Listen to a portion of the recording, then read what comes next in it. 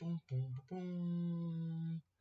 Ideas and Opinions by Albert Einstein. Why have it so close? There you go. And let's continue learning about what other things besides science that Einstein thought about.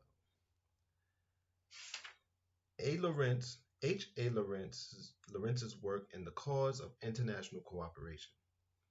Written in 1927, H.A. Lorentz, a Dutch theoretical physicist, was one of the greatest scientists of his time. His work covered many fields of physics, but his most outstanding contributions were to the theory of electromagnetism in all its ramifications. His discoveries prepared the ground for many of the modern developments in physics, most particularly for the theory of relativity. After World War I, Lorentz put a great deal of effort into the reorganization of international cooperation, particularly among scientists. Owing to his undisputed prestige and respect which he enjoyed among scholars of all countries, his endeavors met with success. During the last years of his life, he was chairman of the League of Nations Committee of Intellectual Cooperation. This essay appeared in Mein Weltbild, Amsterdam, 1934. And let me know if I'm saying that right, correctly.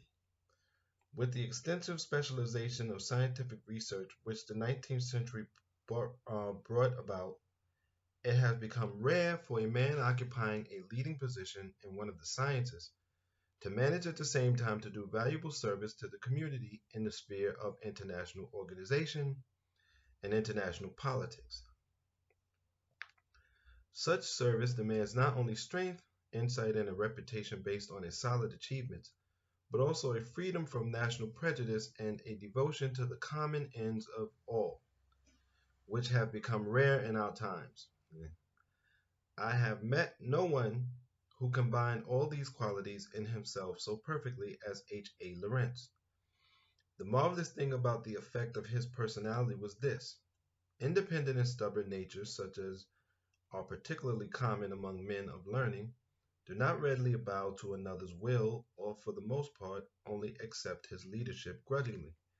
But when Lorentz is in the presidential chair, an atmosphere of happy cooperation is invariably created.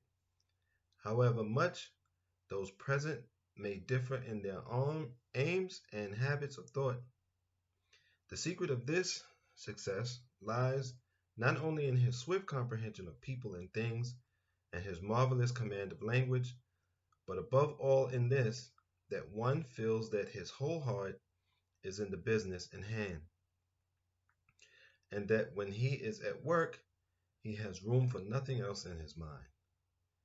Nothing disarms the recalcitrant so much as this. Before the war, Lorentz's activity in the cause of international relations was confined to presiding at congresses of physicists. Particularly noteworthy among these were the Salve Congresses, the first two of which were held at Brussels in 1909 and 1911. Then came the European War, which was a crushing blow to all who had the improvement of human relations in general at heart. Even before the war was over, and still more after its end, Lorentz devoted himself to the work of international reconciliation. His efforts were especially directed toward the reestablishment of fruitful and friendly cooperation between men of learning and scientific societies. An outsider can hardly conceive what uphill work this was. The accumulated resentment of the war period had not yet died down, and many influential men persisted in the irreconcilable attitude into which they had allowed themselves to be driven by the pressure of circumstances. Lorentz's efforts resembled those of a doctor with a recalcitrant patient who refuses to take the medicines carefully prepared for his benefit. But Lorentz was not to be deterred. Once he had recognized a course of action as the right one, Right after the war, he joined the governing body of the Council de Recherche, and I'm sure I'm saying that wrong, but which was founded by the scholars of the victorious countries, and from which the scholars and learned societies of the Central Powers were excluded. His object in taking this step, which caused great offense to the academic world of the Central Powers, was to influence this institute in such a way that it could be expanded into something truly international. He and other right minded men succeeded after repeated efforts in securing the removal of the offensive exclusion clause from the statutes of Council. The goal, which was the restoration of normal and fruitful cooperation between learned societies, is, however, not yet attained, because the academic world of the Central Powers, exasperated by nearly 10 years of exclusion from practically all international scientific gatherings, has got into a habit of keeping itself to itself. Now, however, there are good grounds for hoping that the ice will soon be broken, thanks to the tactical efforts of Lorentz, prompted by pure enthusiasm for the good cause. Lorentz has also devoted his energies to the service of international cultural ends in another way, by consenting to serve on the League of Nations Committee of Intellectual Cooperation, which was called into existence some 5 years ago by Bergson as chairman. For the last year, Lorentz has presided over the committee, which, with the active support of its subordinate, the Paris Institute, is to act as a go-between in the domain of intellectual and artistic activity among the various spheres of culture. Thereto, the beneficent influence of this wise, humane, and modest personality, whose unspoken but faithfully followed device is not mastery but service, will lead people on the right way. May his example contribute to the triumph of that spirit. So we read about H.A. Lorentz.